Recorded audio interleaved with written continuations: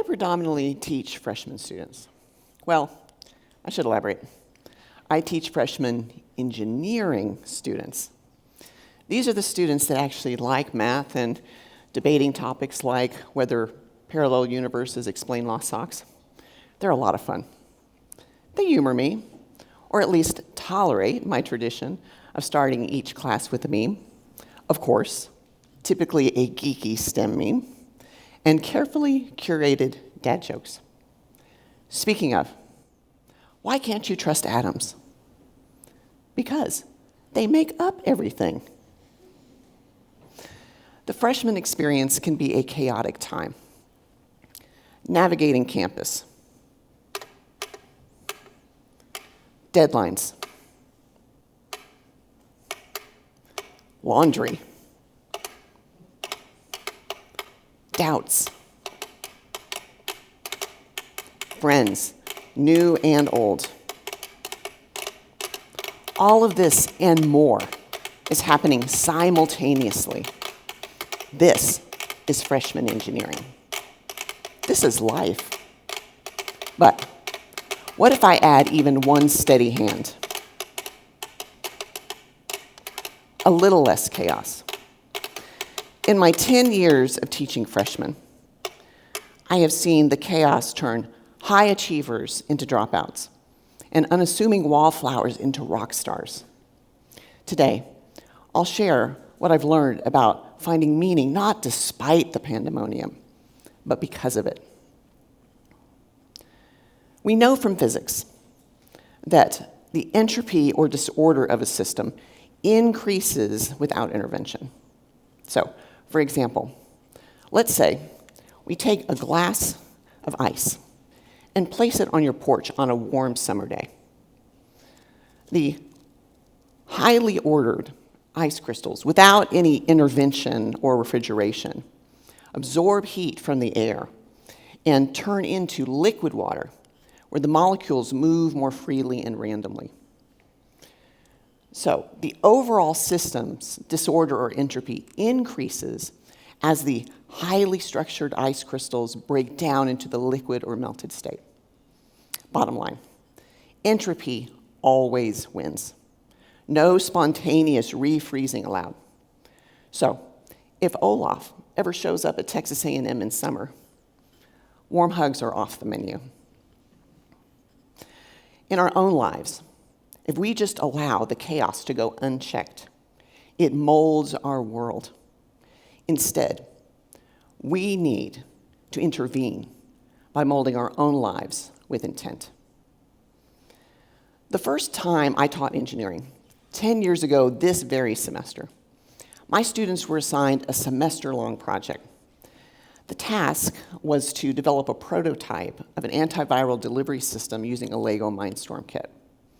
So after reading a series of barcode instructions, the prototype was to sort a mixture of pellets, aka marbles, of different sizes, colors, and materials, and deliver a specified pellet mixture to the target location. There was a particular team that demoed their project, and everything that could go wrong went wrong. Marbles flying everywhere, tongue depressors, sensors not working, hot glue destabilized. I have never seen anything quite like it since. They adjusted, they tried to troubleshoot, restructure, add more strategic tongue depressors, add even more hot glue. For a couple of hours nonstop, they made adjustments to no avail. They did not have success. There were other teams that had issues, but nothing on this scale. Then finally, as the time clock was just ticking down, several small victories emerged. They didn't meet all the objectives, but they met some of them. And they were very proud, and they should have been. I've never seen a team so excited to score a 65 out of 100, a D. They were not deterred by the score. In this moment, in this impactful moment, amid literal project pandemonium, they jumped for joy, then collapsed in recognition and celebration of the wins they had achieved. In engineering, we call this resilience testing. This can be defined as a process by which a system is evaluated for its ability to withstand and recover from failures, disruptions, or stressful conditions while still maintaining core functionality.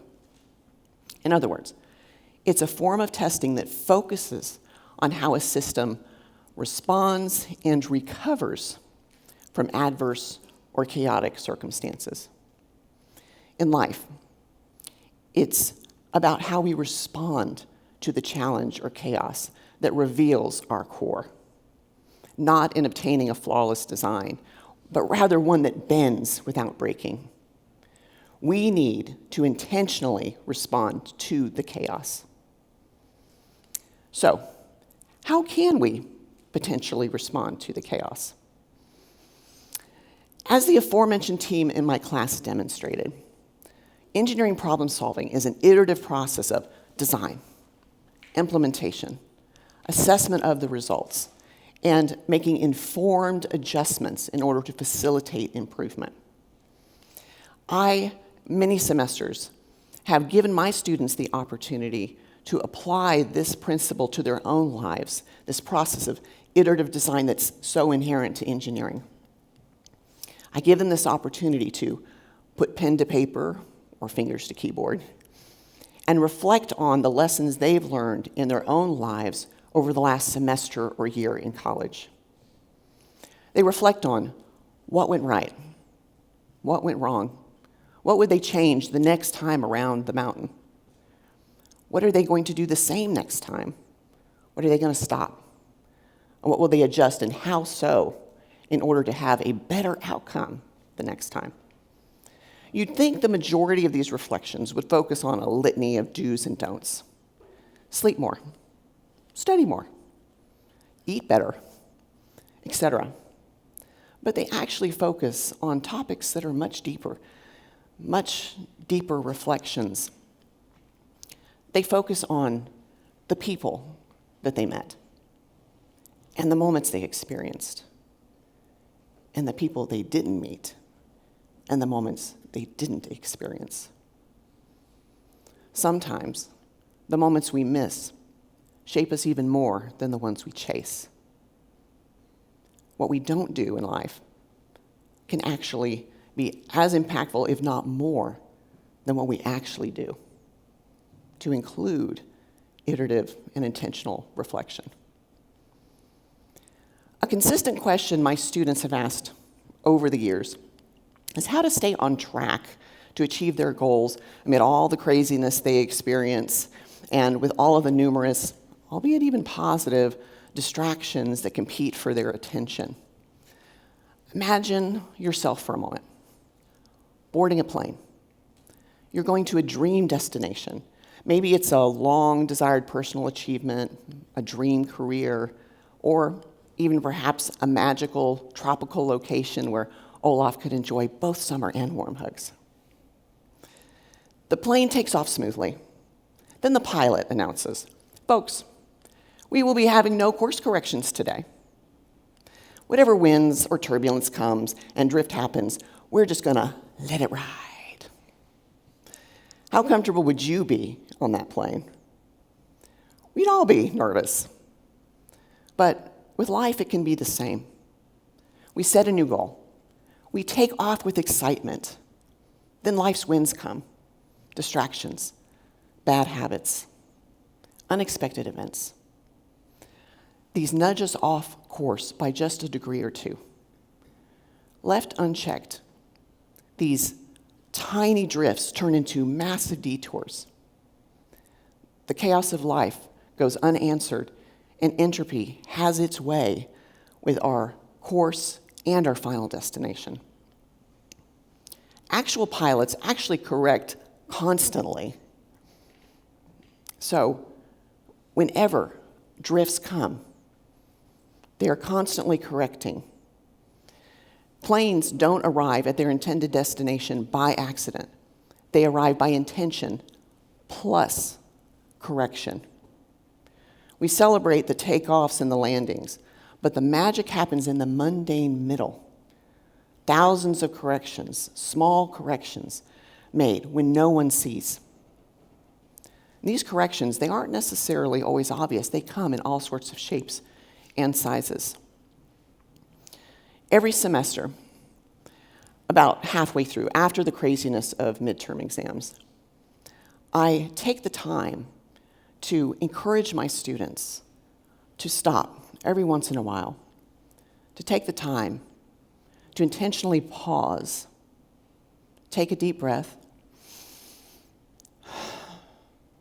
and appreciate this very unique time in their lives.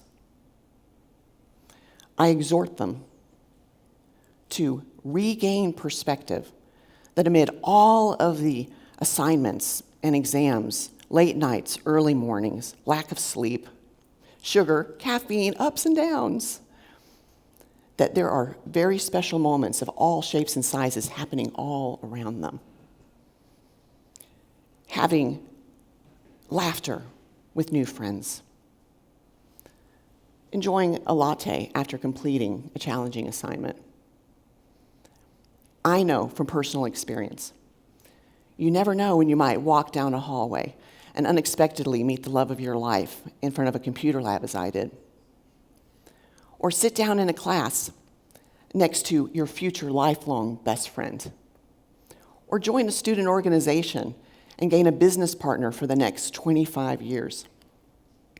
I encourage them, as now I do you, in the midst of the chaos and all the craziness that encircles us, to not let these special moments, these little things, just pass by without recognition, without acknowledgement, without appreciation.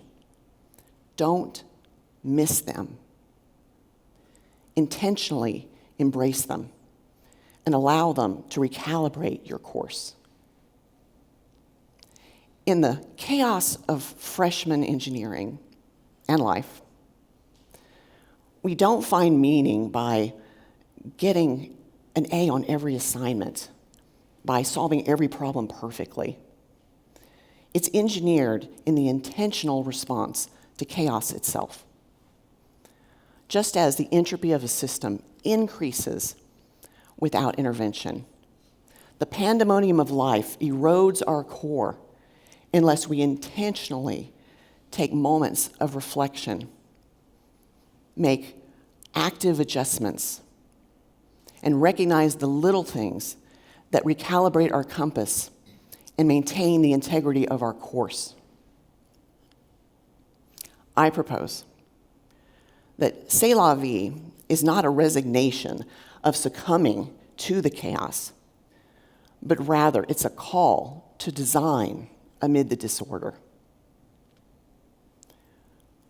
Right now, close your eyes. Inhale the chaos of the week. Exhale one little thing that grounded you. A laugh, a smile, a beautiful sunset. That's your meaning engineered. Gustav Eiffel said, engineering is the art of meeting necessity with invention. And life? Perhaps it's the art of meeting chaos with intention.